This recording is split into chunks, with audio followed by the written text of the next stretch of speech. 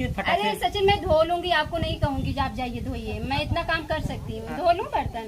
हाँ फट से मतलब पकौड़ी भी बने में खाए ठीक है, ठीक है। आखिर बचते बचा जाए, बहुत भूख लगल है। ठीक है सचिन, मैं कर लूंगी। ठीक है, आप बैग रख दीजिए अंदर, मैं धो लेती हूँ बर्तन। ठीक है, ठीक है।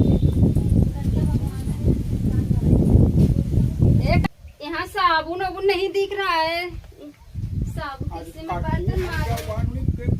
सचिन कहाँ हो? साबुन नहीं है।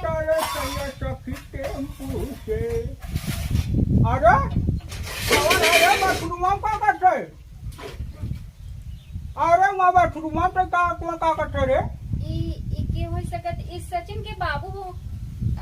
आप कौन? अरे बहनी तू हमरे बाथरूम में का करता? आप सचिन के क्या लगते हो? अरे हम सचिन बाबू है। अरे मैं सचिन की पत्नी हूँ। बाबू प्रणाम। अरे जाओ प्रणाम बाबू। बाबू हमके कहा